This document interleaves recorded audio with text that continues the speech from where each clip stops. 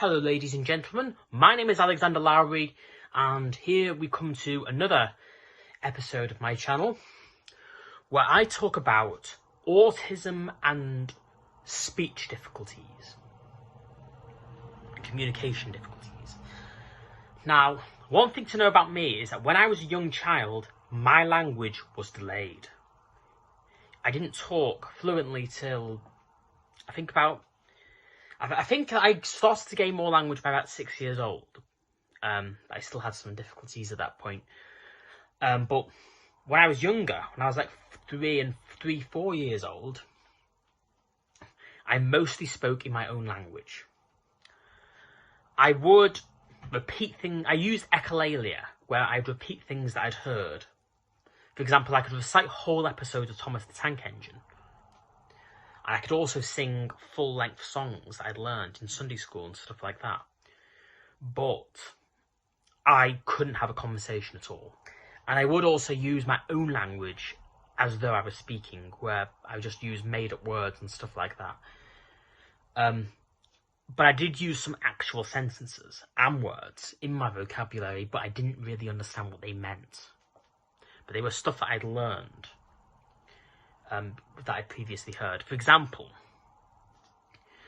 I used to go out with my grandfather to take the dog out for a walk. And whenever we came across dog muck, my grandfather would say, "Mind the dog muck, mind the dog muck," whenever he came across it.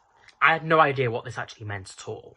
But I just knew that was something that my granddad would say when we went out for a walk. So I learnt this phrase and I would just start saying at random points through the walk, without even having any idea what dog muck was or knowing what exactly that phrase meant. I would just say, "Mind the dog muck, mind the dog muck, mind the dog muck." I had no idea what that meant at all. There are other examples as well. I would also use the phrase, "I want my head off," when I was frustrated. And I would say, "Tummy ache," and I didn't know what these things meant. But I just associated them with something negative, and I would use these phrases when I was feeling really frustrated and anxious.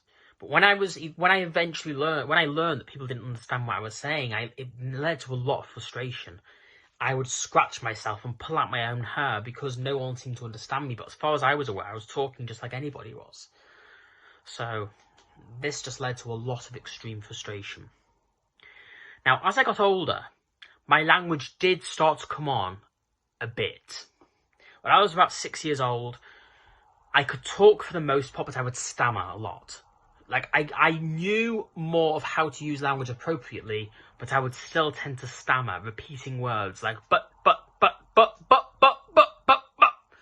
You know, I would struggle to form full sentences without doing the stammering.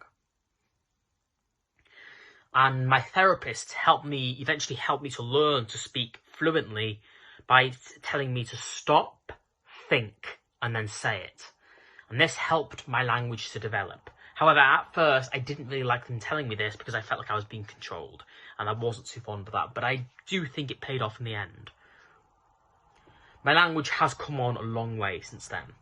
Now, a lot of you likely will think, well, I have no language difficulties now, clearly. I must, be able to talk completely fluently, but this isn't... I mean, I can talk fluently, but I do actually still have some language difficulties, believe it or not, which may not necessarily be obvious. For example, I do still find that I sometimes struggle to put into words what I want to say.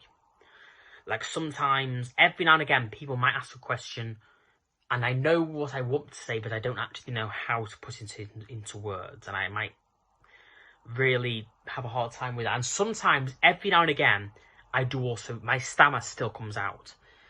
Like sometimes when I'm feeling in a situation of stress, or when I'm just not completely confident with what I'm saying, I will still stammer. I'll still repeat words like that and I won't be like fully forming the sentences. That can still happen to this day. And as well as this, I also do sometimes misuse words as well. Like occasionally, I don't always use the right word for something, even though I am actually very particular about words as well. So I do very much like the right word to be used. I'm actually quite obsessive about this. I do like to take this seriously. But that doesn't change the fact that sometimes I do get my words mixed up, you know, which does stress me out, in all honesty, because I am, like, pretty pedantic when it comes to language. So I don't like it when I do that. I really, really don't. But I do sometimes misuse words, unfortunately.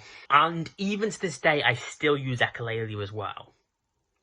I do actually still repeat things I've heard. Sometimes when people ask me questions about my autism, for example, I sometimes just recite chunks of my speeches when talking to them.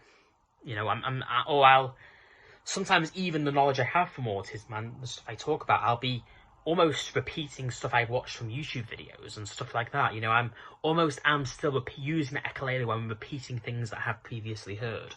But I've been using them more effectively than I did when I was young, and actually using the right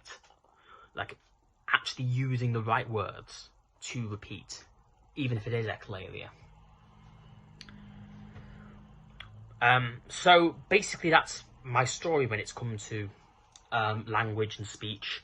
I was given therapy to help me to develop my speech, and my speech has come on a long way since I was younger.